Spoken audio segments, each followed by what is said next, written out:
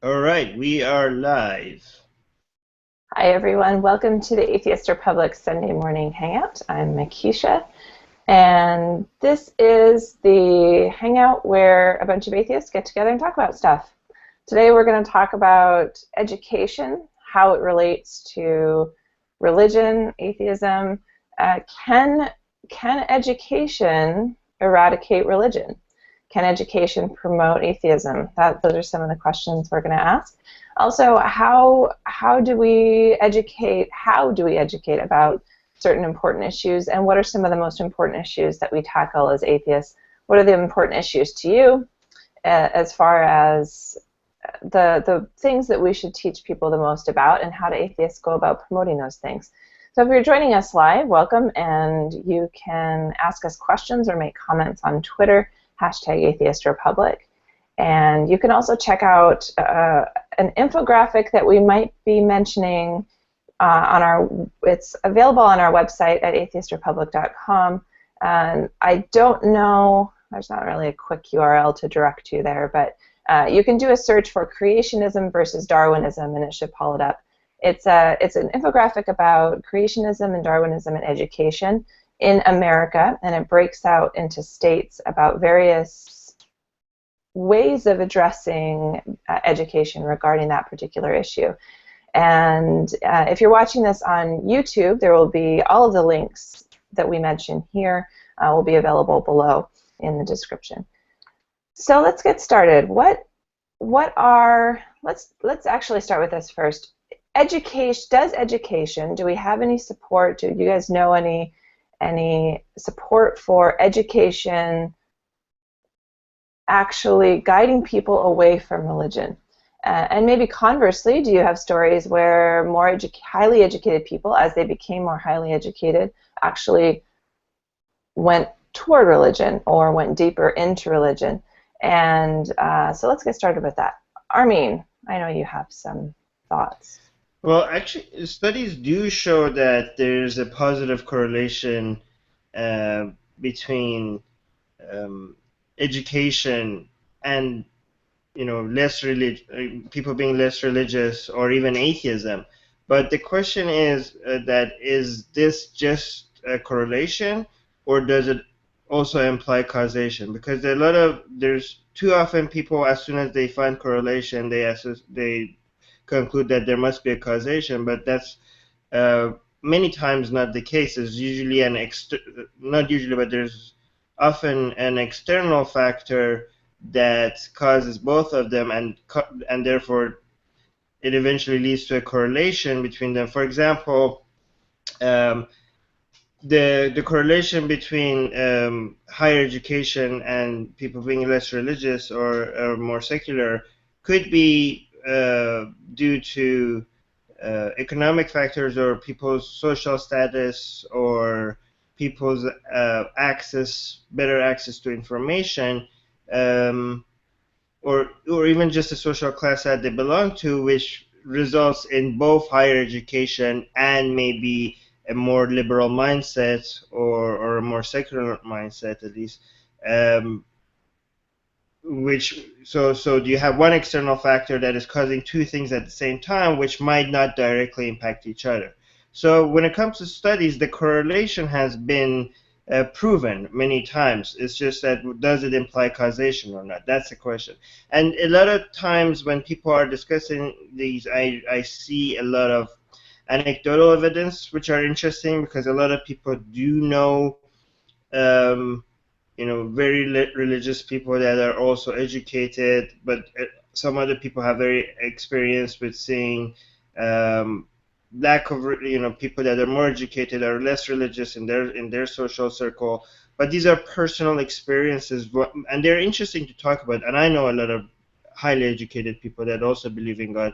But again, we have to emphasize that these personal stories and experiences are not necessarily um, a good way of measuring things, or you need to have large sample sizes to be able to determine these things. Another thing people, especially religious people, point to is the fact that um, a lot of scientific theories that atheists point to when it comes to discussing God. For example, evolution, genetics, or the Big Bang Theory were all discovered by religious people. In fact, the Big Bang Theory was by a Catholic priest.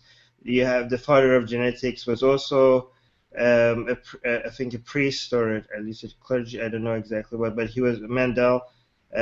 He's the father of genetics, and evolution, for example, is debatable whether Charles Darwin actually believed in God or not. Based on his letters, people have been debating that for a while now. But that's something else people point out to. And the Catholic Church, for example, has fully embraced evolution, has fully embraced the Big Bang Theory. And what is interesting to me that people find surprising, I was born in Iran and I was raised in Iran, and the education system in Iran fully teaches evolution and accepts the Big Bang Theory, and they don't even for all my time there, I didn't even know that there was that there are religions, or even within the Islamic community, people, at least in the Sunni world, they dispute evolution or they don't believe in it. For us, that was, yeah, evolution. That's just God's way of creating things. So those are my observations. I would be interested to see what you have to say.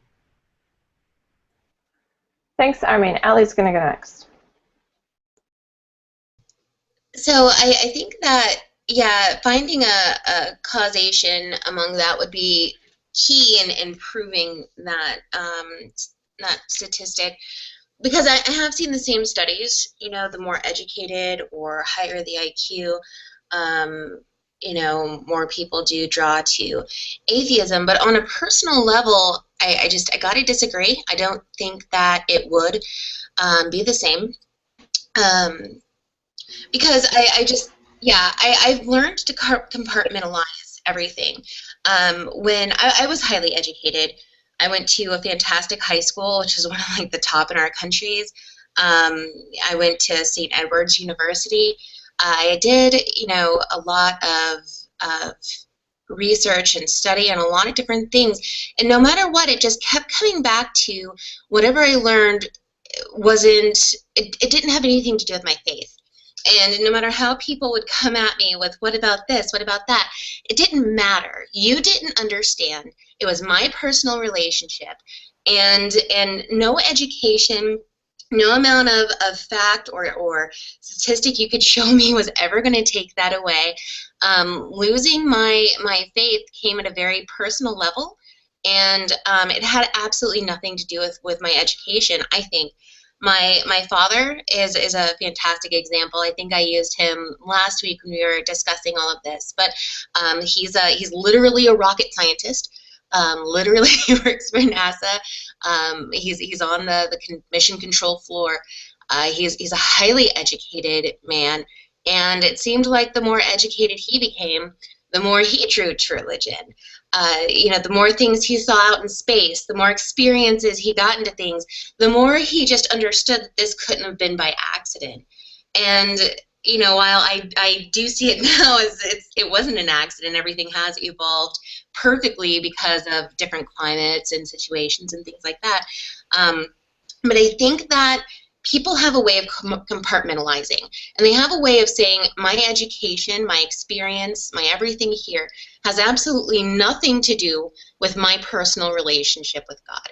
And I think that as long as the religious can do that, can separate, I'm highly intelligent, I know all of this stuff, but nobody can take this stuff away from me. And as long as they keep that mentality, I don't think education will really have the greatest effect on everybody that we might see. And I understand that the examples I used are very personal examples, but I lived it, So to me, that's something. And I've seen others around me living the exact same thing. My brother, who is also a very highly educated person, he had struggles with different things, but it had nothing to do with his education. It was always his personal experiences. So I don't know. That's just my take on it. Thanks, Ali. Next, we're going to hear from Erasmo.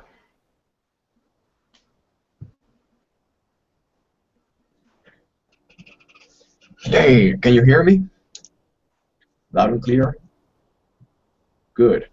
Um, yeah, so far I agree with what Ali and Armin have been saying up to now. And what I want to add is, I'm not sure if you remember if some prior Hangouts meetings that I stated that Mexico or some other countries treat religion as, or rather, the religious people treat religion in a hypocritical manner or a cynical manner, as in, oh, they're religious, or oh, I'm religious, but that doesn't necessarily mean that I have to live throughout a religious lifestyle. And whenever a person sees someone different, an atheist or something, they start questioning it immediately because they are scared or they treat it differently. And my point here is that I want to, no, not that I want to.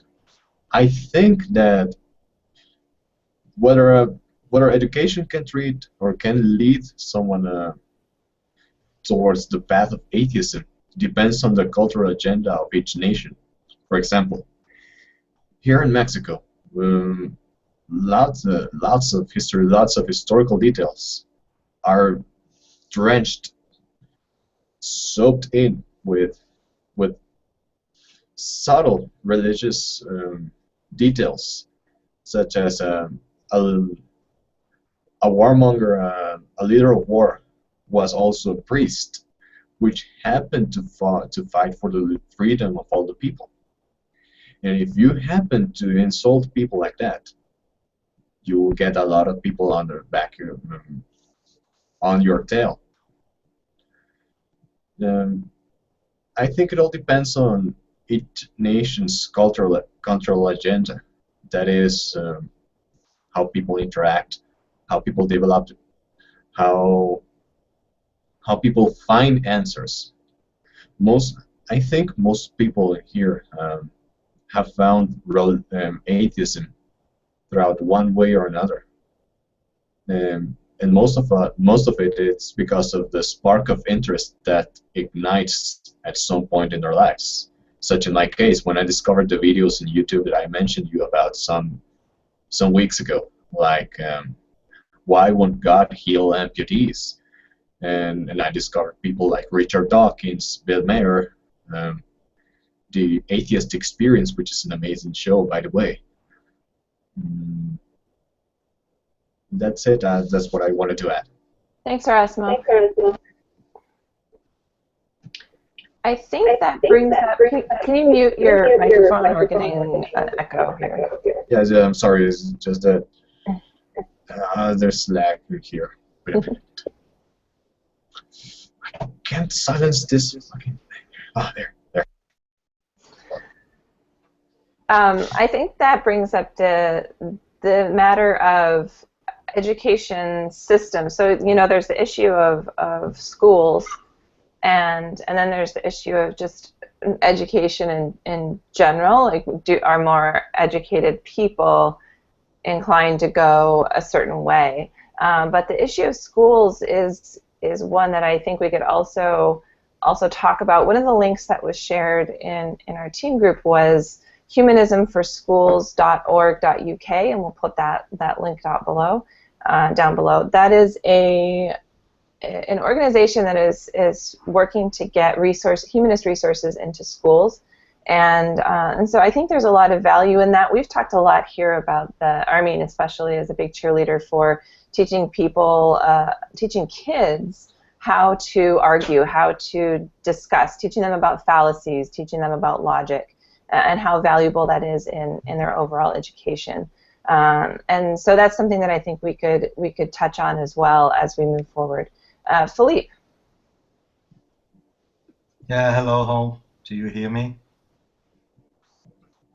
Cool.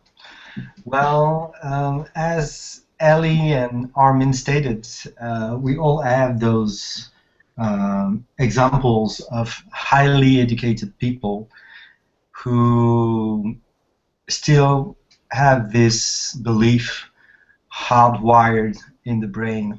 And that's because, as we are stating, of the education at the young age. And I think basically there's nothing much you can do about that, unless the person has like an epiphany and realize by himself that something's wrong over there. Yeah, it can be anecdotal, but we have a problem when you have someone like Ben Carson who starts to run for presidency, and is supposed so. On one hand, he's saying I'm highly educated and very intelligent, etc., etc., and on the other hand, he's saying incredible bullshit. So it's not anecdotal because it's a problem. It's a problem because you're not supposed to decide you're going to push the nuclear bomb button because God told you so, or because it's the reasonable thing to do. On the other hand, you're going to have responsibility, for example, to decide the education of the next generation. And if you believe that God is more important than God is not, it's benign or good, well, we have the perfect example in the world where education is made to push people to think by themselves.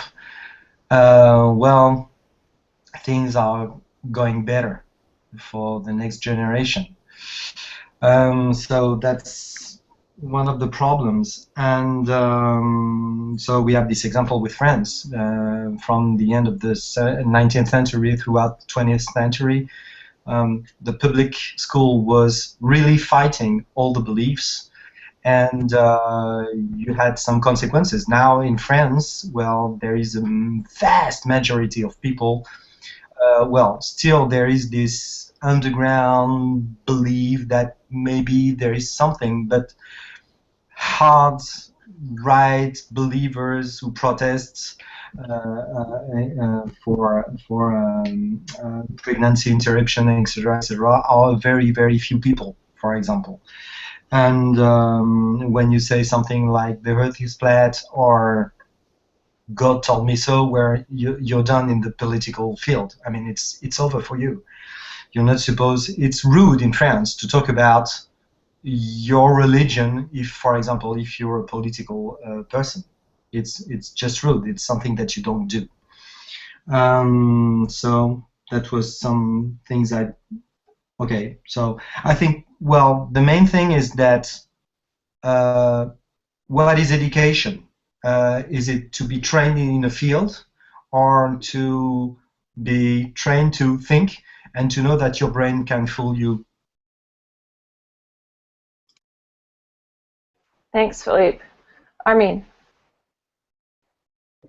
Yeah, I just want to point out, even though I think most of us pointed out that education doesn't necessarily make you leave religion, I do think lack of education does make it easier for you to see a lot of different explanations as equal, you know.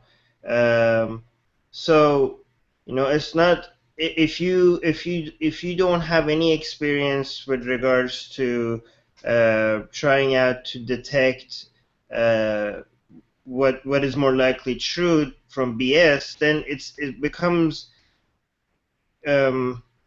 easier to convince you the things that have no evidence, or that those are the actual explanation.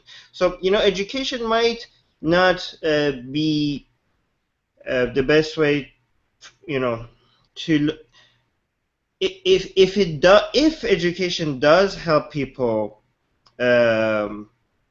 become less religious, it's not in the way as providing them with an alternative explanation to the world, because even if you do get that alternative explanation, you can still fit it in with a universe, with God, and just say that's God's way of creating things. I think what education, at least good education, can do is provide you with the tools or the skills for you to be able to detect bullshit. That's why one thing that I think, and I think many other people agree, should be part of basic education, which too often is not, is just being able to detect logical fallacies. I don't know why something so simple, so basic, is not just part of every school's curriculum. It's not even. It doesn't even have to be that complicated. It takes one class to basically give you the list of logical fallacies and go over explanations of it. I think that skill set is something that if more people have, is such a powerful tool to be able to just see why something is wrong. Like a lot of time, some people, when they look at circular reasoning or the fact that personal attacks is not a good way of arguing, these things seem obvious to many of us here, but if you do argue with people, just telling people that you actually need evidence before you believe something. Some people don't even comprehend why that is. It seems so basic. Obviously, you need some sort of evidence before you believe in something. But I have had a hard time explaining that to a lot of people. And people think that you believe what you want to believe, and my truth is separate from your truth. If this is true for me, that's true for you. So you have multiple truth at the same time, which doesn't make any sense.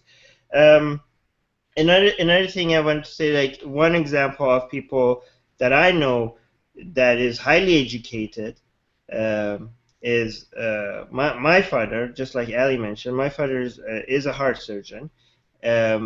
He's an atheist, and he's actually a full professor in university.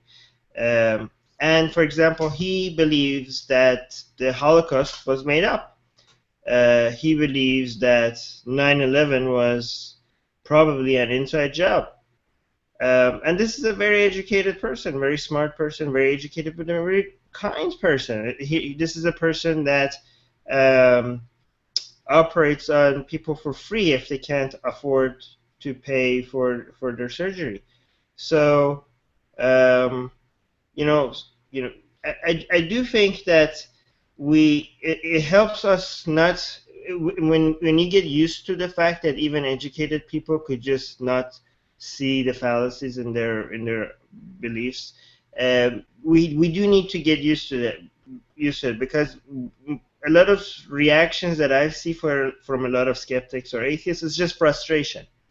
And then they get so frustrated with how absurd it is that they just give up on that person.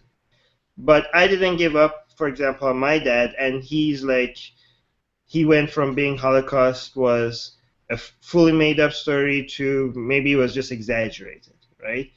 Or 9/11 was definitely an inside job to 9/11 was probably an inside job, right? So don't give up on people. These things are very common.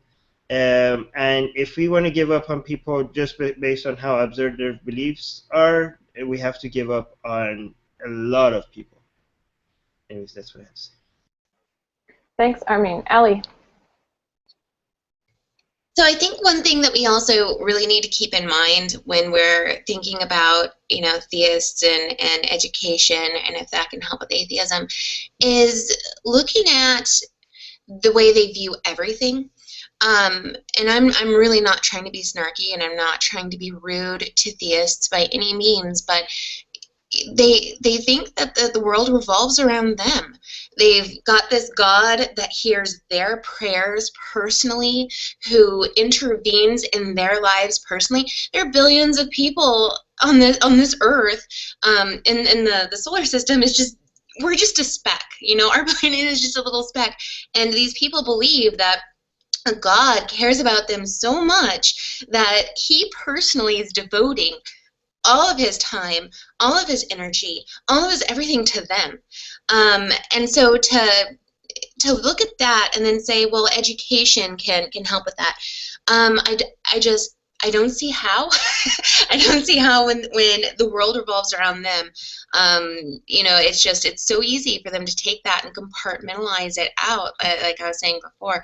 And we have to also, when we're thinking about this, what type of education? I know, like Armin was saying, you know, the logical fallacies, I think that's a great start. I really do. But in my opinion, if any sort of education is going to help in any sort of way, it's going to be education on what's happening in other cultures. Because when we look at God, and God helped me find my car keys, God put the dress that I wanted to wear to the prom on sale because he knew I just lost my job at the ice cream shop, whatever kids do. So we look at this, but then how come God isn't helping another child find food? Why isn't God trying to do all these things? So I think that if any sort of education is going to work, it's going to be educating them on different cultures and different experiences people go through where God wasn't there. And they're going to have to really accept God wasn't there because, you know, God does work in his mysterious ways. But why is it the same people? Why is it the same people generation after generation after generation? Why are there forgotten people? And I think that this empathy for other cultures is what could be a key to kind of changing somebody. But that's just my opinion. I think one of the great points that Armin mentioned that I think you kind of carried through also, Ali, is that perhaps it has more to do with the lack of education pushing people toward religion as opposed to, you know, the flip side necessarily. That, and one of the articles that was posted in our group that when we were talking about this is a Psychology Today piece. Is a really short article, and again we'll put the link down below, that is called "Why Are Educated People More Likely to Be Atheists?" And it addresses actually more that religion works more through emotions than reason, and that there's very compelling emotional reasons for people who are poor, people who are in areas that are very underdeveloped, where there's high need for things that that people need daily, you know, the basic human needs. Those people tend to lean more toward religion for, I think, what is probably obvious reasons. And so I think that's a really interesting connection from a humanist perspective, and how atheists are going to address religion. Perhaps, you know, just addressing it through education is not going to hit that real need, which is that when people have profound need, they tend to turn more to religion if there are no other answers, if there is no other assistance given to them, which I think is a really good point, and something that I think we as atheists can really think about. You know, if people's basic needs are met and they have the time and the ability to learn and to reason, that maybe they won't be compelled to find answers in religion.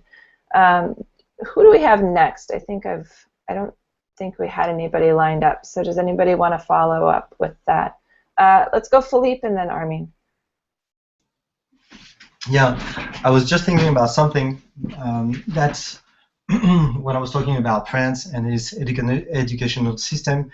Well, they have been fighting stupid ideas, basically. So if you don't plant stupid ideas, you don't have to fight them.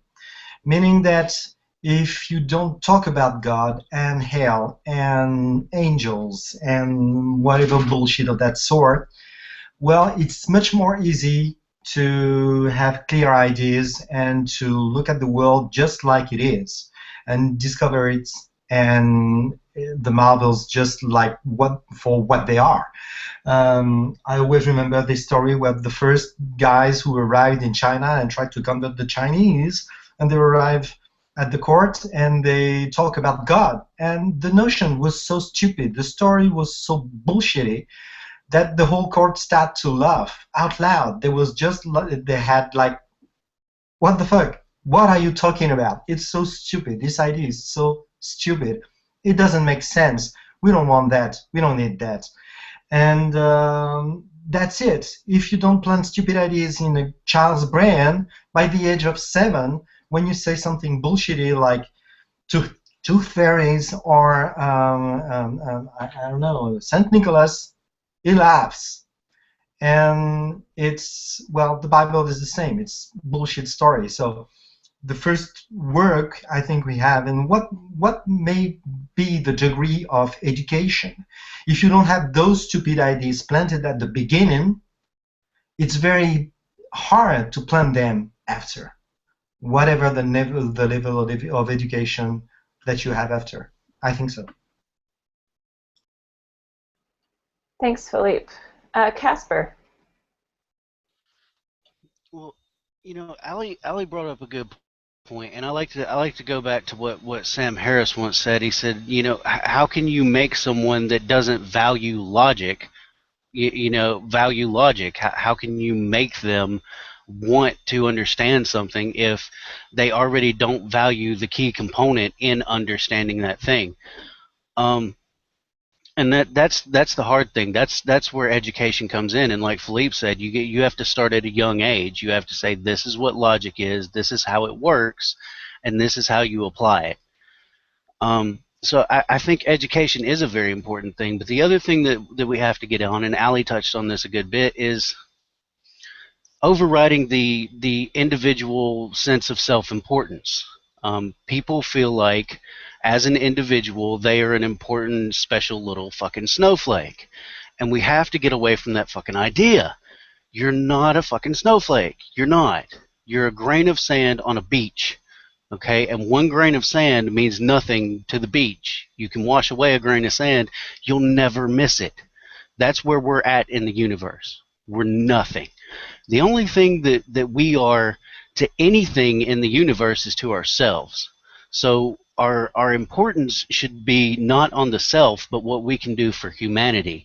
What can we contribute to other human beings? How can we help us as human beings prosper and do well and succeed? So I think that's another key component. On top of just educating people, you have to get rid of this sense of self-importance. This sense of, I like in the TV show True Detectives in the first season, not the second shitty season, that he calls it the ontological fallacy, where it's just, oh, this was all for me. I'm so important. Me. We have to get away from that. That's what keeps people hooked into religion. I'm important, and this was all for me. And that's one of those ideas we have to just crush. I mean, we have to kill it. It's not about you. It's about everything. It's about all of humanity. It's bigger than you. I think that's somewhere we really need to focus on top of just educating people, because education itself, I don't think it's enough. Thanks, Casper. I think that also, Ali mentioned that before as well, toward the beginning of our conversation, when she was saying, when I was religious, and I could say this for myself as well, there is no amount of factual data that you could have given me that would have had any value whatsoever. In fact, kids who grow up in religious communities are taught how to push against those things. They're taught how to respond to those kinds of challenges that people give their faith. And so really what it comes down to, and this is what the article I mentioned was talking about too, is there is an emotional hook in religion that can't be ignored, because it really does come down to that profound, the emotional component that is what I think keeps people in those religious relationships and religious communities. And I do wonder if atheists are doing a good enough job at addressing that in some way, addressing all of those emotional components in some way. Community, sense of loss and grief, and we're doing a little bit better. We have some good good people speaking to grief and tragedy and things like that, and how to deal with it without God. But I don't know, I just wonder if we could be doing more in that, and if by focusing on religion, or sorry, if focusing on education, we would be missing those key emotional components, which, educated or not, are what ultimately draw people to religion and keep them there. I think Erasmo and then Armin. Yep. So far, I agree with everything that you have been saying up to now, every one of you. Regarding the emotional intelligence, regarding the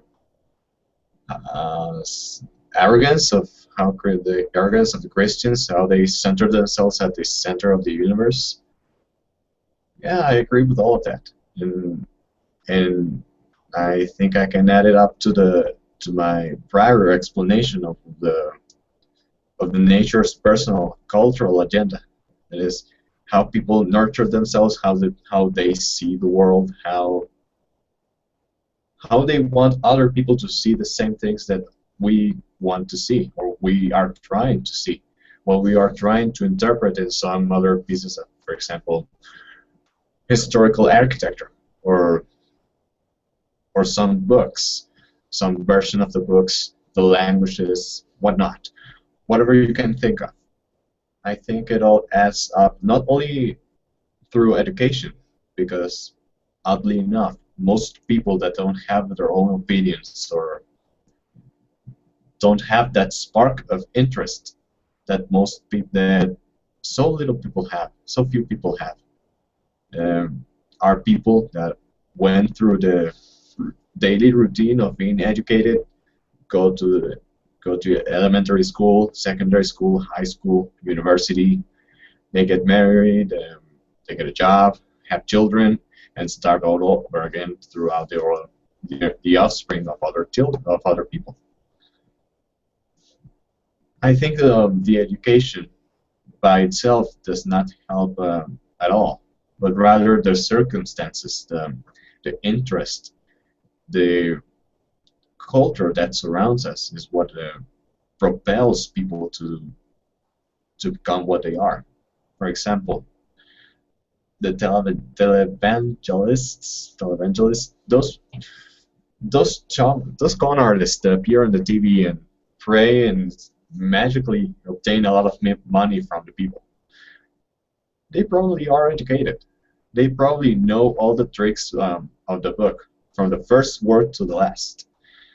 And probably because they are educated, they are able to maintain this lifestyle of appearing on the TV, having good looks, saying what needs to be said to the people, so that the people shut up, so that the people gives their money, and that they don't have to lift a single finger for anyone. And other people who are also educated, well, a lot of people are in Atheist Republic, that's for sure, but they don't. But we haven't obtained the same education that other people have.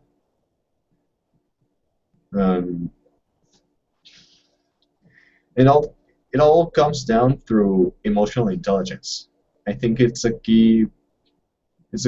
an important tool of how we manage our education, how we determine the common sense. For example, some people in my country don't like the president. Well, I'm not kidding. Nobody likes the president. But that's because we have had the experience. We have something. We have seen the atrocities that the president is making, ignoring 43 murders of the people, ignoring extreme poverty issues, and a lot of things that Peña Nieto have been doing. It all comes down due to the emotional intelligence and how it connects everything together for each and every one person. Thanks, Erasmo. Great points. Emotional intelligence is a phrase that is really something that I talk about a lot, and it's something that we're discussing here quite a bit in our school, our local elementary school. Emotional intelligence, resiliency, it's something. It's a huge kind of hot button issue right now, and because we're seeing that kids are really lacking a lot of resiliency, or lacking a lot of social emotional intelligence, and it's something that hasn't been well addressed. And I really think that the point you make about culture and how we educate and those things all are vitally important. We can teach everyone about fallacies, which we should, until we're blue in the face. But if they don't know how to handle a difficult situation, if they don't know how to handle pain and loss and frustration and the difficult things that come their way, and they're offered a quick fix in an emotional sense, I don't think there's a whole lot that's going to keep them away from turning to that, because at the end of the day, our emotional impulses are far more profound and meaningful to us than what goes on in our brains in terms of just our rational thoughts. So I think those are really important points. Thanks, Erasmo. I feel like Allie might be next, or can somebody raise a hand and who thinks they're next? Sorry. Okay, Allie, go ahead. So Erasmo brought up a great point about people in AR, and I think that one of the biggest arguments that I see happen back and forth is why people are atheists. A lot of atheists are under the impression that we're all atheists because we've come to the logical conclusion that there is no God. And that's not true. A lot of people are atheists simply because they weren't taught about a God. So no one really had to use logical reasoning or anything of that nature. They just simply didn't believe in a God because they weren't taught about a God. So they are naturally atheists. And that takes no intelligence. So something that is argued back and forth is, well, clearly someone has used a scientific method. Clearly someone has done it. No one has done anything. You don't have to be scientific. You don't have to be intelligent to be an atheist. And, we have a lot of atheists in our group that might not necessarily have the greatest education and things of that nature.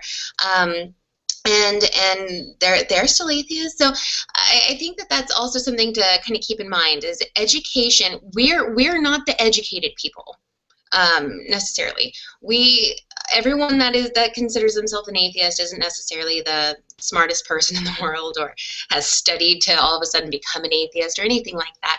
And I think that's an important thing to kind of keep in mind, and it's something that I just wanted to throw out there in case there are any theists listening to this.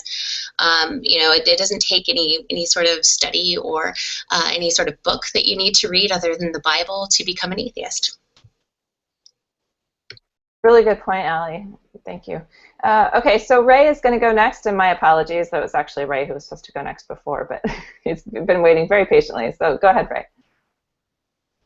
Okay, what I wanted to say is that there's a bit of a fundamental misunderstanding in what education actually really should be.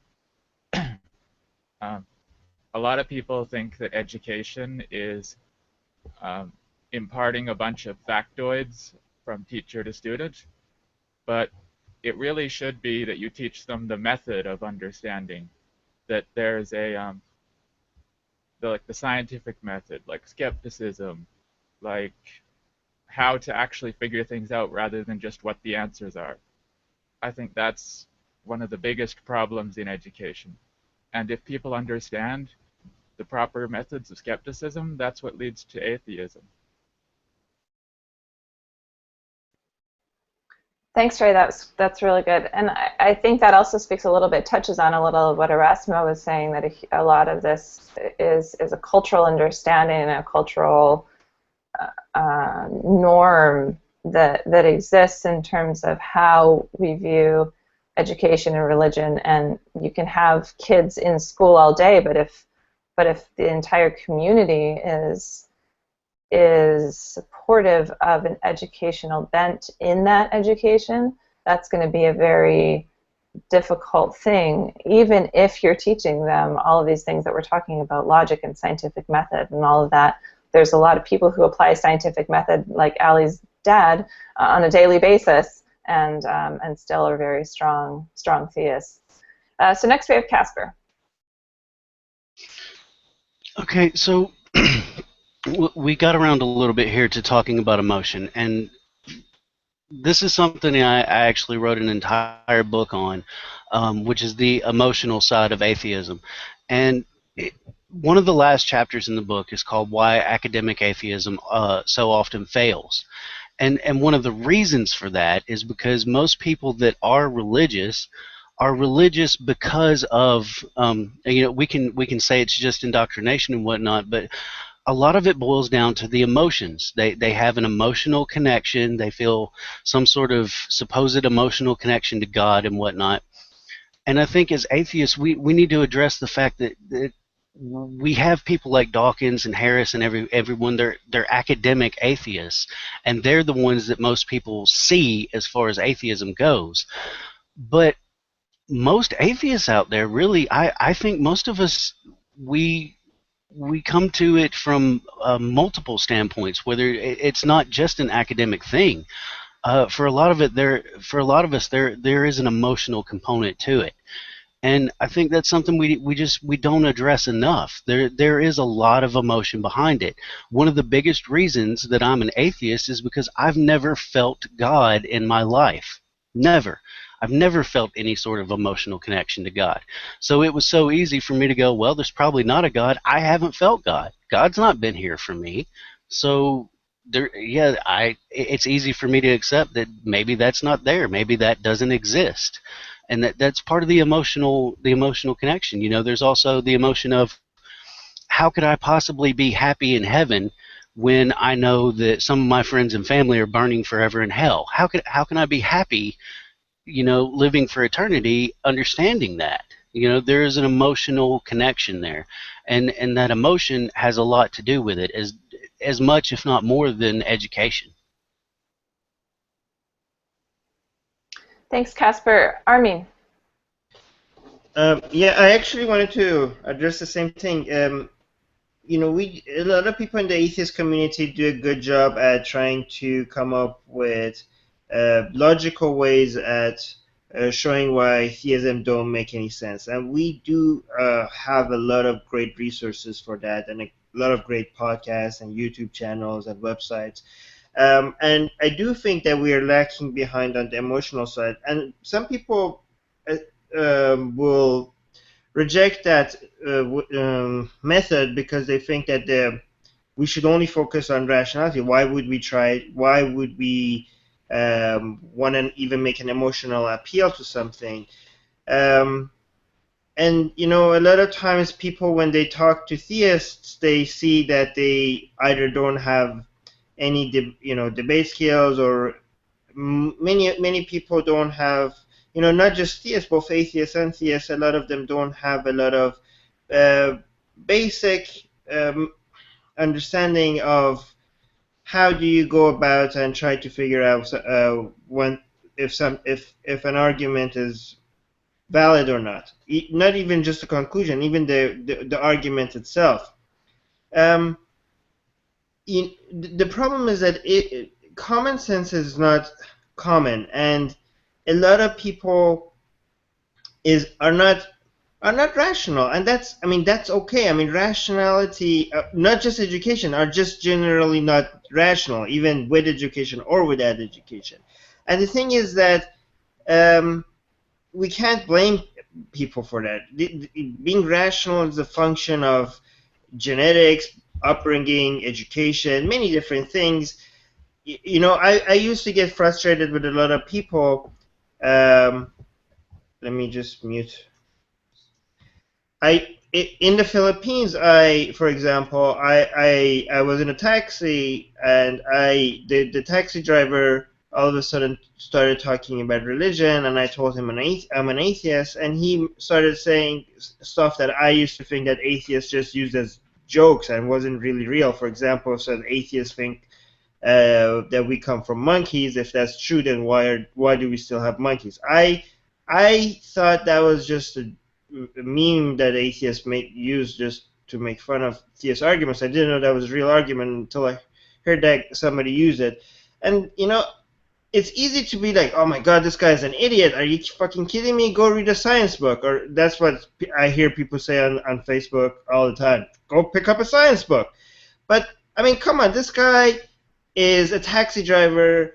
He really, do you think that it would make sense for him to give up, like, instead of going and providing for his family and trying to figure out how to survive on a day-to-day basis, to go buy a science book and start reading about evolution? Like, does that really make sense for him? I wouldn't do that if I was him. People that say just go read a science book, these are people that have, first of all, the luxury of time, access to information, the upbringing that valued science, the upbringing that gave them an understanding that scientific method is generally better than other methods at coming up with conclusions. You can't always expect that. And I talk to theists way more than I think it's healthy, but I've noticed that many times, appealing to emotion works so much more effectively. And it's not always, appealing to emotion is a logical fallacy, but it's not always a logical fallacy, because there are some emotions that make sense. For example, even though rationality, common sense is not very common, one sense that is very common is the sense of empathy, sympathy, actually.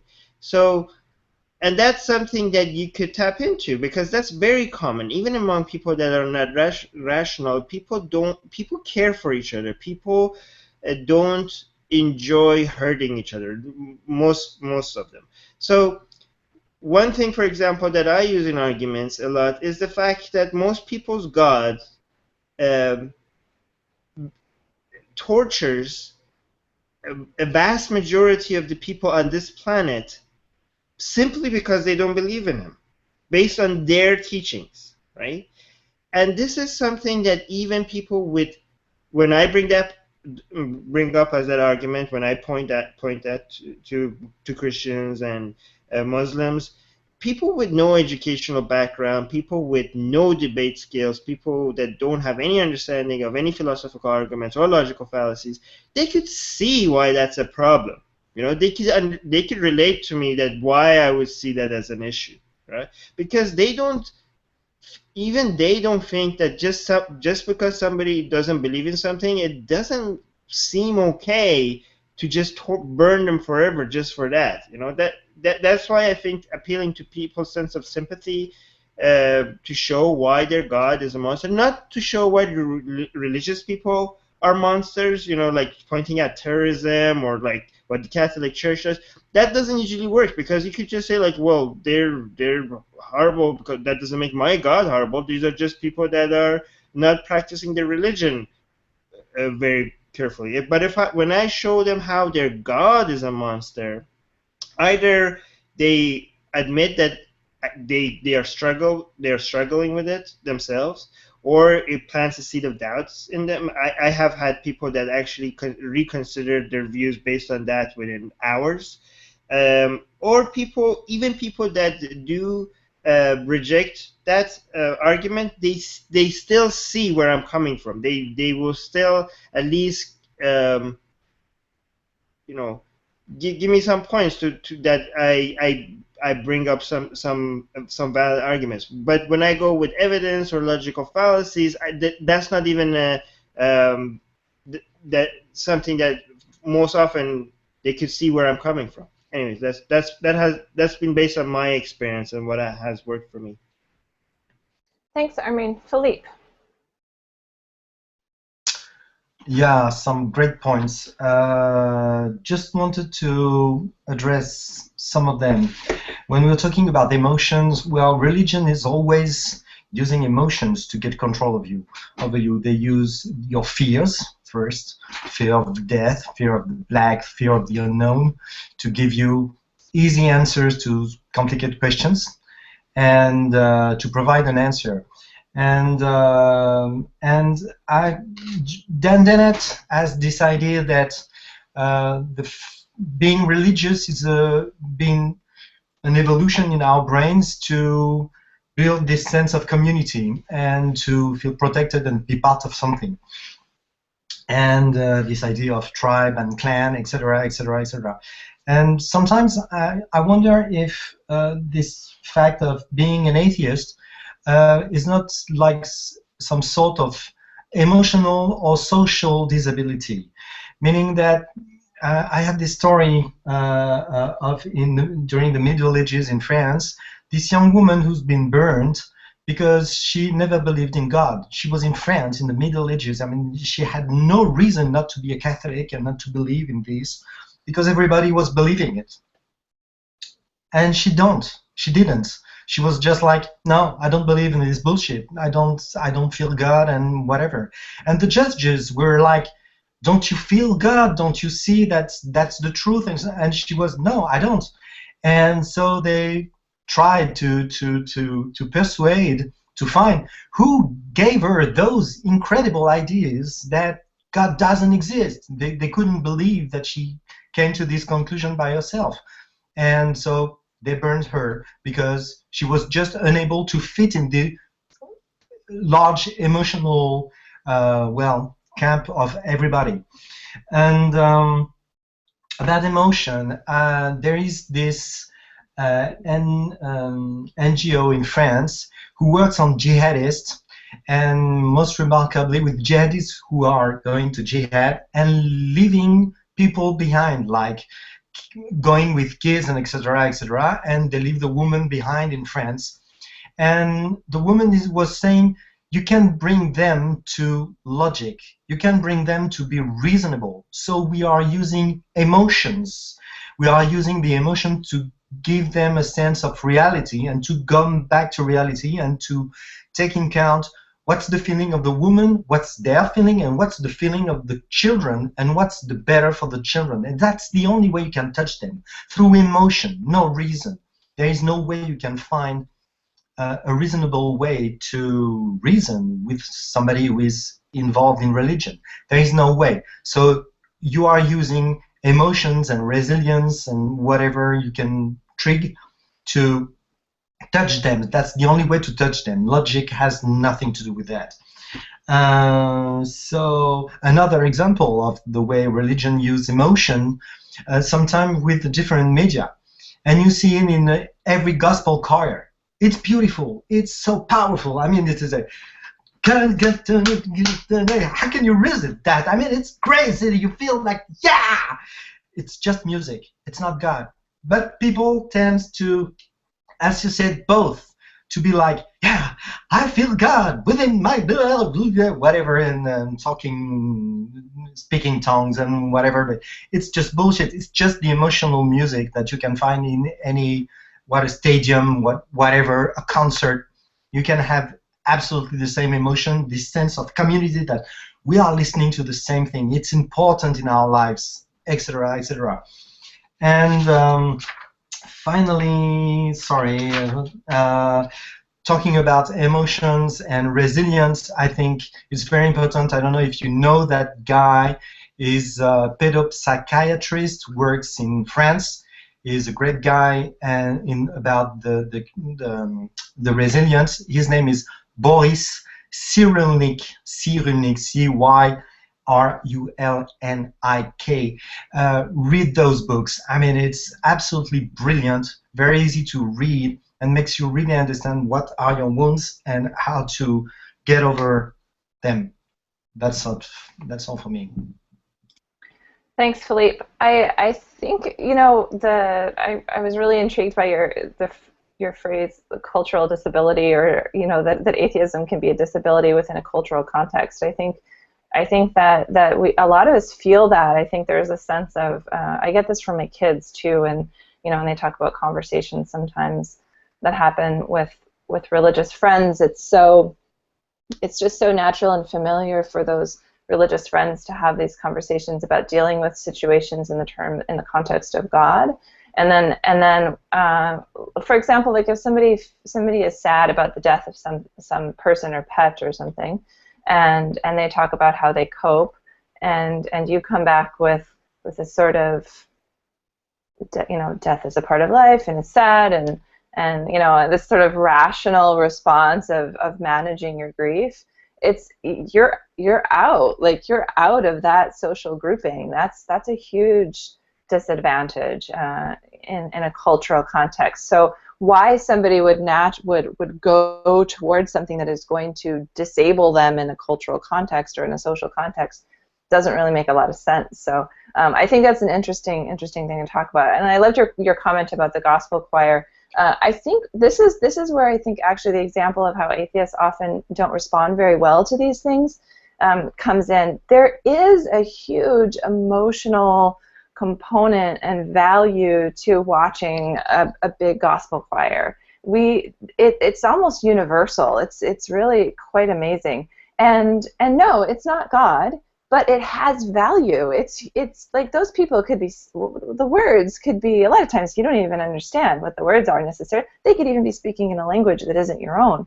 You don't know what they're singing, but there is an emotional component to that. It has value, and I don't think we should just dismiss it. I think we should simply acknowledge it for what it is and say, okay, but just because it's not God doesn't mean we dismiss it. In fact, atheists should embrace it even more because it's not God. Like we should embrace that emotional impulse to appreciate that kind of art, and do something with it. Make something that's like that, but not religious. If you're turned off by the religious component or whatever. So I actually still miss gospel music. It's something that from my childhood that is hugely lacking in any way in my life. Okay, so we're coming up on the hour. Actually, we're a little bit past now, so I want to give everybody else a chance if anybody hasn't gone or has something that they would like to say quickly at the end. I see Armin. Anybody else? Okay, so Armin, go ahead, and then we'll wrap us up. I just want to add, based on what you guys said, one thing that I think we should try to show people is that there's nothing wrong with enjoying religious culture without actually believing in religion. In fact, it becomes even more enjoyable, I think, the history of it, the culture of it, the music, the art. I mean, even there's nothing taboo about an atheist that even if you want to go to church and sing with people or go to Catholic Mass, as long as you don't donate to that organization. But there's nothing wrong with enjoying it as if it's something that, or just enjoying the community. You could, or there's a lot of Jewish atheists that still do all their religious traditions, and they feel a sense of harmony or sense of belonging or sense of connection to a past, old ancient heritage. And if people find beauty in that, they could still enjoy it while being atheist. So your atheism doesn't necessarily have to cut you off for things that you find meaningful, even if you think it's completely fiction or fantasy. There's still, I enjoy, and people enjoy I enjoy Harry Potter, Game of Thrones. Other people enjoy Star Wars. Nobody believes that these are real. And they can still enjoy it. So why can't we enjoy religion as a fiction and practice it at the same time? So I think if you remove a lot of atheists associate going to church or stuff like that as taboo or bad. So I think if you remove that and you allow people to enjoy that, it might be a little bit easier to get people to examine atheism as an alternative if they don't think that they're going to lose their entire culture with it. I don't know any. I know many Christians that miss church. I know a lot of Jewish people that still practice. Judaism as a tradition. But interestingly, I have yet to meet a single ex-Muslim that wants to have anything to do with Islam. I think like a lot of ex-Muslims are very happy to get rid of the whole thing. But I'm still looking to see, because that would be very interesting, like an atheist Muslim that still prays or fasts, because I think Islam has done a very horrible job at making it, the whole practice of Islam, look uh, enjoyable. But that would be interesting to see. Anyways. That is interesting. I was thinking about how there are definitely some religious cultures that are easier to experience if you're an atheist than others. I mean, even within Christianity, there's a lot of certain denominations or groups that are easier to participate in because they're just so liberal. They might as well be atheist anyway, because they just don't. They have already brought it to a point where it's super religious regardless. Great conversation. Thanks everybody for joining us. Thanks to our panel for coming today. And as usual, at the end, I will talk about atheistrepublic.com is where you can find all of the good stuff that goes on in Atheist Republic. And we've got people putting out books, and we've got people writing blog posts and designing stuff and talking about stuff. And there's so much going on, and we have such a huge group. So please check it out, dig in a little bit. There's a lot of good things happening. If you like what's going on with the Atheist Republic and you find it of value to your life, please consider making a donation or making an ongoing contribution. You can do that through our website as well. If you can't or don't feel compelled to give financially, you can volunteer, or you can do both, even better. You can volunteer your time. We have a lot of opportunities for people to do all kinds of different things in Atheist Republic. You can stay completely in the background. You can help out just occasionally, or you can help every day if you'd like. We like those people particularly well. So thanks again for watching, and if you're watching this on YouTube, all of the stuff that we mentioned will be below. If you're watching this live and you missed some stuff, go back to the YouTube, and we will have the links and all the references that we've talked about, links to books and links to authors and all the stuff that we've discussed here, and maybe some additional ones that we come up with later will be linked below. Thanks again, and join us next week.